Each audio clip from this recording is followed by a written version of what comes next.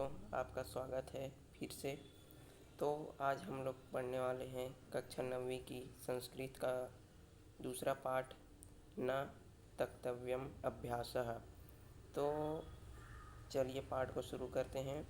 और पाठ शुरू करने से पहले मैं आपको बता दूं कि अगर वीडियो पसंद आए तो वीडियो को शेयर करें, सब्सक्राइब करें और लाइक ज़रूर करें और एक छोटा सा कमेंट ज़रूर करें। तो चलिए पाठ को शुरू करते हैं। तो चलिए पाठ शुरू करते हैं। तो कस्मिन् ग्रामे बहुकाले पर्यंतम अनावृष्टि आसीत्। तो किसी गांव में बहुत काल समय मतलब जो बहुत समय पहले अनावृष्टि आसीत् क्या पड़ा, अकाल पड़ा। तो किसी गांव में बहुत काल पर्यंतम बहुत समय पश्चात जो है क्या पड़ा, अकाल पड़ा। भूमि शुष्का जाता, जो भूमि है, जो ज़मीन है वो क्या हो गया, शुष्क पड़ गया। जो भूमि जो है क्या पड़ गई, सूख गई। पान जलस्य अपि अभावः जातः। पान जलस्य मतलब पीने योग्य जल का भी क्या पड़ गया, अभाव पड़ गया। तो पान जलस्य अपि अभावः जातः, पान जलस्य पीने योग्य जल का भी क्या पड़ गया, अभाव पड़ गया। तदा जनाः दैवज्ञस्य समीपं गत्वा विचारितवन्तः। तब जनाः मतलब होता है लोग। दैवज्ञस्य मतलब होता है जो देव को जानता है। मतलब जैसे कि देवों को जानने वाले जो पंडित होते हैं, जो महाराज होते हैं, तो उनके पास वेद पुराण जो लोग जानते हैं उनके पास जो है वो लोग गांव के लोग गए। क्यों गए, क्योंकि वो लोग विचार करवाने गए। क्योंकि हमारे गांव में ऐसा ऐसा हो रहा है। तो वो लोग वहां जा कर के दैव को जानने वाले जो दैवज्ञ है उनके पास गए और वहां पर जा कर के विचार करवाए। दैवज्ञः ग्रह गतिम परिशील्य उक्तवान। तो दैवज्ञ ग्रह गतिम परिशील्य, तो दैवज्ञ मतलब तो देव थे, उसने ग्रह की गति को देखा, कुछ मिलान किया और उसके बाद उक्तवान उसने बोला, न केवलम अस्मिन् वर्षे अपितु आगामी वर्षत्रय पर्यंत मत्र वृष्टि न भविष्यति इति। तो जो उस देवज्ञ ने उसने यह कहा कि न केवल इस वर्ष बल्कि आने वाले 3 वर्षों तक वर्षा नहीं होगी। तो ऐसा उसने कह दिया। अब सभी गांव वालों ने ऐसा सुना। तो जब गांव वाले जब उसके पास गए, अब विचार करवाए, तो उसने ऐसा कह दिया कि न केवल इस वर्ष लेकिन बल्कि आने वाले 3 वर्षों तक वर्षा नहीं होगी। फिर आगे चलते हैं। तत्श्रुत्वा ग्रामवासिनः सर्वे जीवनार्थम यत्र कुत्रापि गतवन्तः। ऐसा सुनकर सभी गांववासी मतलब जैसे ही सभी गांव वाले लोग ऐसा सुने तो सभी लोग अपना जीवन यापन करने के लिए यत्र कुत्रापि गतवन्तः, इधर उधर सब अपने सामान को लेकर जीवन यापन करने के लिए निकल गए। सह ग्रामः एव निर्जनः जातः। वह गांव ही पूरा क्या हो गया, निर्जन हो गया। पूरा गांव का गांव जो है निर्जन हो गया। जैसे ही सभी को पता चला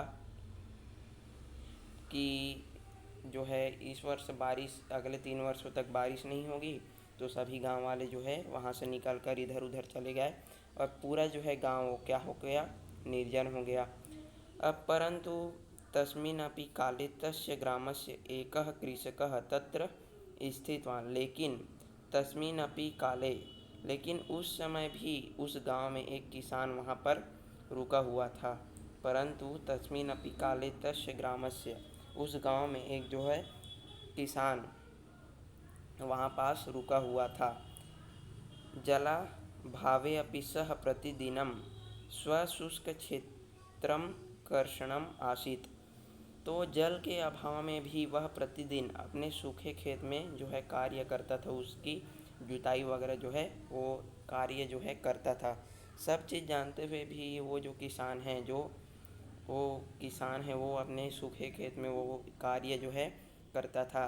वो उसको पता था कि अगले 3 वर्षों तक जो है बारिश नहीं होगी फिर भी वह जो है पूरे अपने सूखे खेत में जो है कार्य करता था। आगे चलते हैं। एकदा आकाशे एकः मेघः सुचरण आसीत्। एक दिन आकाश में, एकदा आकाशे एक दिन आकाश में, एक मेघ सुचरण आसीत्। सुचरण मतलब होता है विचरण। तो एक दिन आकाश में एक जो है मेघ, जो एक बादल है, जो विचरण कर रहा था। सह कृषकम दृष्ट्वा आश्चर्यचकितः। वह कृषक को देखकर क्या हो गया? आश्चर्यचकित हो गया। सन तम अपृच्छत, हे कृषकः। उसने तुरंत ही उसको पूछा, हे कृषक, अत्र त्रिवर्षपर्यन्तं वृष्टि न भविष्यति इति किम भवता न श्रुतम। हे किसान, यहाँ 3 वर्षों तक बारिश नहीं होगी, क्या तुम्हें यह नहीं पता? ऐसा जो है मेघ ने, उस बादल ने उस किसान को जो है पूछा। तो फिर तत्कारणेव सर्वे जनाः ग्रामं परित्यज्य यत्र कुत्रापि गताः। इसी कारण से सभी लोग जो है इस गांव को छोड़कर जहाँ कहीं भी चले गए हैं। तथापि भवान् किमर्थम् इदं शुष्कं क्षेत्रं वृथा कर्षति इति। तो फिर भी तुम इस सूखे हुए खेत को क्यों व्यर्थ में इसमें इस पर कार्य कर रहे हो, इसकी जुताई जो है तुम कर रहे हो, ऐसा उस बादल ने जो है कहा किसान से।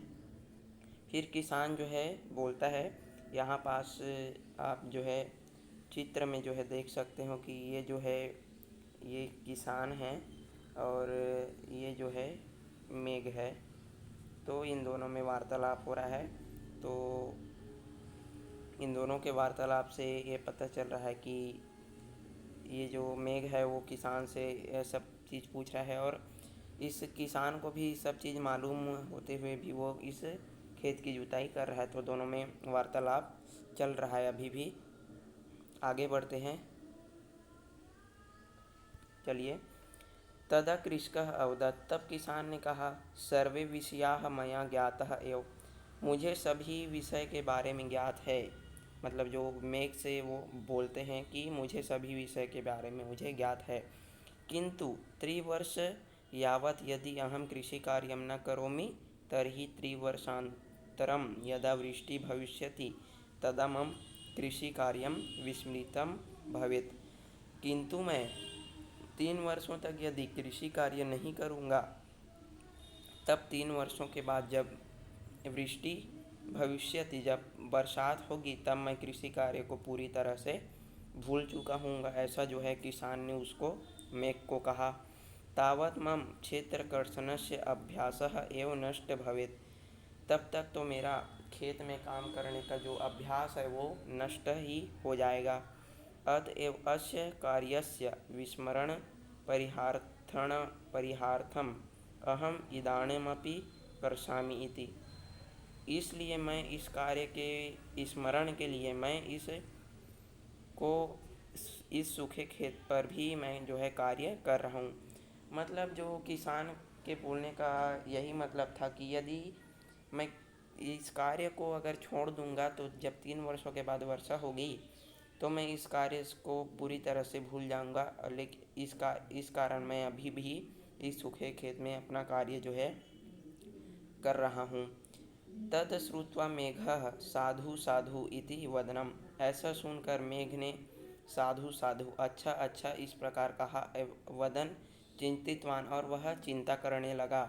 यदि अहमपि 3 वर्ष यावत् न वर्षामि तर्हि मया अपि वर्षणं विस्मृतं भवेत्। यदि मैं भी 3 वर्षों तक नहीं बरसूंगा तो मैं भी वर्षा मतलब बरसना जो है भूल जाऊंगा। ऐसा मेघ जो है चिंतितवान जो है चिंता करने लगा, वह सोचने लगा। अतः अहम अधुना एव वर्षामि, अतः मैं अभी वर्षूंगा, ऐसा जो है मेघ ने कहा। ततः सः झटिति सर्वान् मेघान् आयु कृपया वर्षन्तु इति प्रार्थितवान। वह सभी तुरंत ही सभी मेघों को बुलाया और कृपया वर्षे ऐसा प्रार्थना की। तदा तत्र सुवृष्टि अभवत्, वहाँ अच्छी बारिश हुई। सर्वे अपि ग्रामवासिनः आनंदेन स्वक्षेत्रे कृषिकार्यम् आरब्धवान्।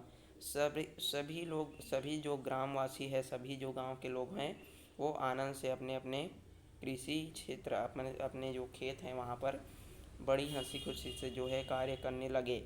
तो इस संदर्भ में एक जो हो पंक्ति है वो याद आती है हम सबको। तो अभ्यासो न ही तक्तव्यम अभ्यासो ही परम बलम अनभ्यासे विषम विद्या अजीर्णे भोजनम विषम।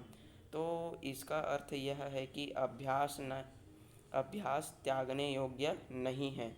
अभ्यास ही क्या है? परम बल है। अभ्यास जो है त्यागने योग्य नहीं है। अभ्यास जो है पूरी तरह परम बल है।